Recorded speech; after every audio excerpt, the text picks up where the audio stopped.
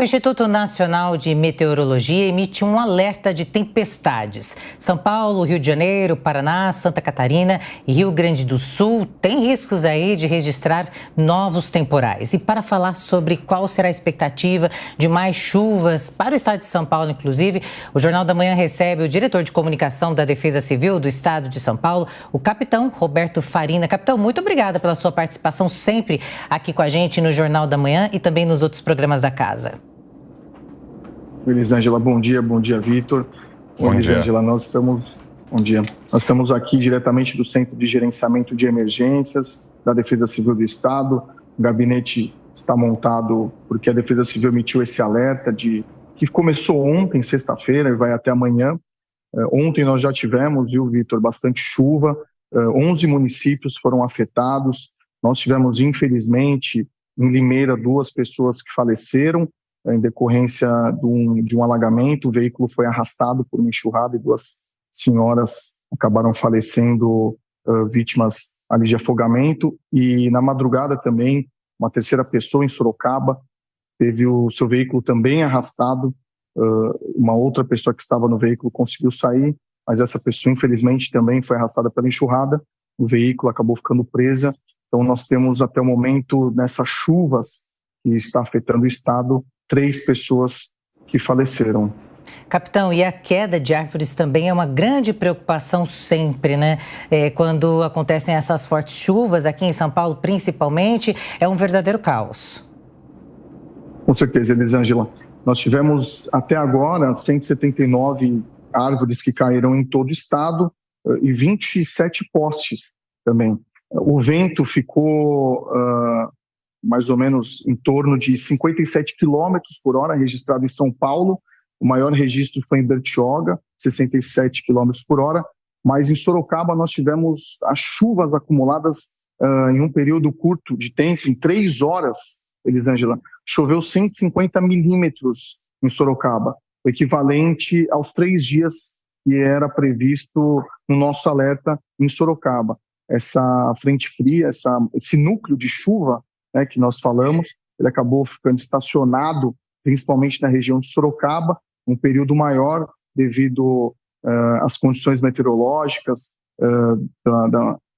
também da questão dos acumulados ali, juntamente com o abafado que estava ali naquela região, fazendo com que aquela massa permanecesse naquela cidade, que gerou um transtorno muito grande também, essa morte, principalmente ali em Sorocaba. Agora, capitão, pegando carona nisso que levantou agora a Eli, sobre as quedas de árvore aqui em São Paulo, tem alguma explicação para isso? Alguma explicação de ordem geológica, talvez? Ou é uma dificuldade no trabalho de zeladoria, um problema no trabalho de zeladoria? O que é que explica tantas quedas de árvore sempre que chove em São Paulo? Olha, Vitor, nós estamos passando por mudanças climáticas. A gente tem o fenômeno do El Niño, que tem atuado de forma indireta, não só no estado de São Paulo, mas todo o Brasil, como nós temos visto.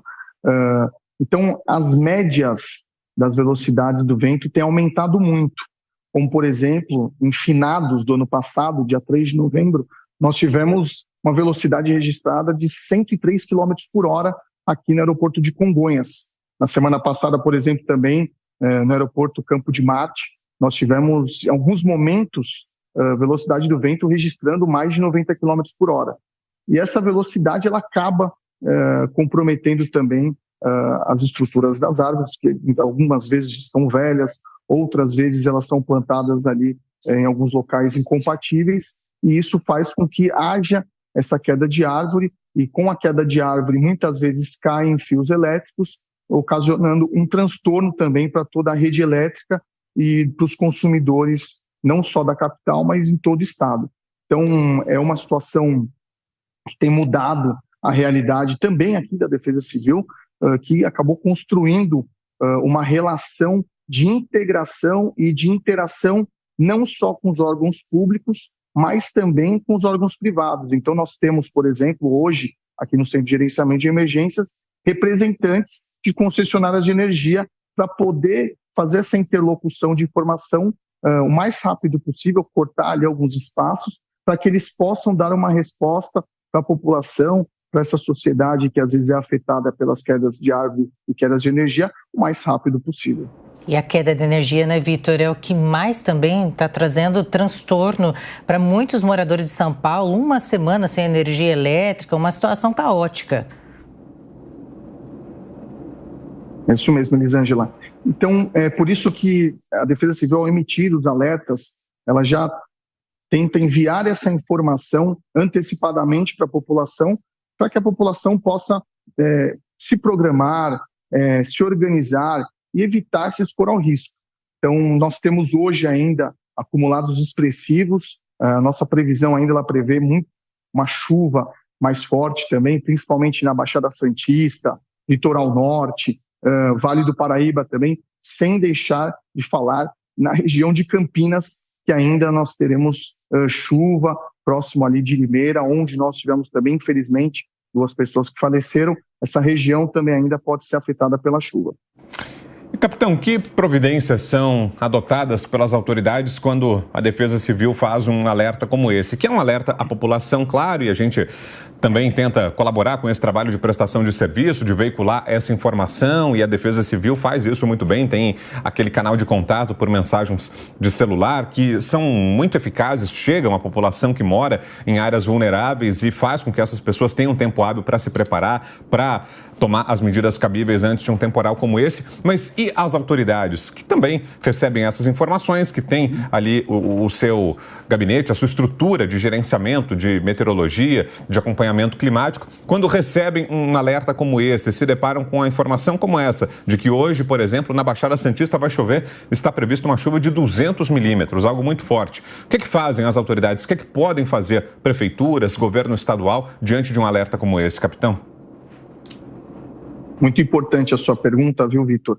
Nós temos as fases, né, dessa situação do alerta. Então, primeiramente, o alerta, ao ser emitido, ele passa as informações dos modelos meteorológicos para a prefeitura, para os coordenadores municipais de defesa civil, para os órgãos envolvidos públicos, por exemplo, Secretaria da Educação, aqui em São Paulo nós temos as subprefeituras também, e nós temos dessa fase agora os órgãos privados. Então, a gente traz aí, por exemplo, as concessionárias de energia, temos também economia mista, a Sabesp, que ela acaba participando, todos os órgãos ali que de alguma forma podem ser afetados se caso acontecer alguma anormalidade nessas chuvas. Então, a partir desse alerta, há um monitoramento constante que acontece aqui no Centro de Gerenciamento de Emergências, com os nossos radares meteorológicos.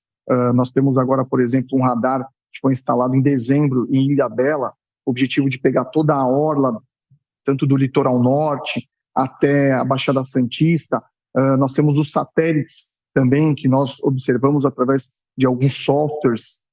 Então, todo esse monitoramento, ele vai atualizando os órgãos públicos, tanto as prefeituras quanto os nossos coordenadores municipais. A partir do momento que eles ficam de prontidão, eles se organizam para, se caso acontecer uma anormalidade, eles possam dar uma resposta para a população, seja no caso de alagamentos, enxurradas e enchentes, seja no caso de deslizamentos. Então, esse monitoramento, ele acontece aqui no Centro de Gerenciamento de Emergências de hora em hora. Então, nós vamos atualizando os acumulados com a chuva horária.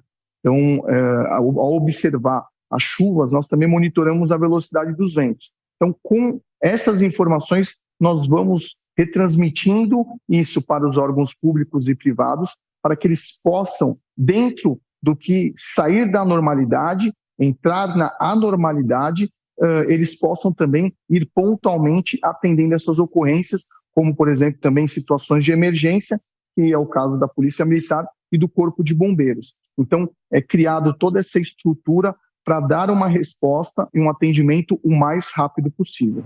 Capitão, e o senhor falou também sobre a frente fria, né? Então, aliada aí com ventos fortes, altas temperaturas, tudo isso facilita essa instabilidade e provoca, então, essas chuvas intensas aí, torrenciais. Tem uma previsão de quando essa frente fria vai passar, de quando isso vai se normalizar? Porque janeiro praticamente é um mês típico, né, dessas chuvas intensas. Elisângela, agora nós temos essa massa de ar frio que está chegando, né, essa frente fria, ela ainda vai persistir aqui, uma massa de ar frio principalmente nessa região, a faixa leste do estado. Então hoje nós temos chuvas ainda, uns acumulados expressivos. Domingo ainda nós teremos uma chuva em decorrência dessa frente fria que tem passado no estado. Já na semana que vem, a gente retorna para as típicas chuvas de verão. Então, as chuvas de verão, elas têm a peculiaridade de ser chuvas mais curtas, espaço de tempo mais curto, chuvas que não têm acumulados tão expressivos, mas que muitas vezes vêm com rajadas de vento mais forte. Então, essas chuvas, elas vão continuar acontecendo aqui em todo o estado, porque a gente tem a umidade oceânica, temos o corredor amazônico também que traz a umidade, e a gente está vivendo aí dias abafados, com bastante calor, máximas de temperatura com mais de 30 graus, que é típico do verão, fazendo com que essa umidade, esse calor, gerem essas chuvas típicas de tempestade. Então, por isso que a Defesa Civil sempre orienta a respeito, seja da chuva de tempestade, ou seja, dessas chuvas desse final de semana, que as pessoas não fiquem debaixo de árvores, porque as árvores podem cair devido às rajadas de vento, que as pessoas não enfrentem a força das águas, não entrem em áreas de alagamento, seja com um veículo ou seja a pé, porque 30 centímetros acaba arrastando o veículo e 15 centímetros arrasta uma pessoa. Então, essas são algumas orientações para que nós não tenhamos o desfecho que, infelizmente, nós tivemos em Limeira e também em Sorocaba. Orientações importantes, e nós conversamos com o diretor de comunicação da Defesa Civil do Estado de São Paulo, capitão Roberto Farina. Capitão, muito obrigada pelas informações e até mais. Obrigado.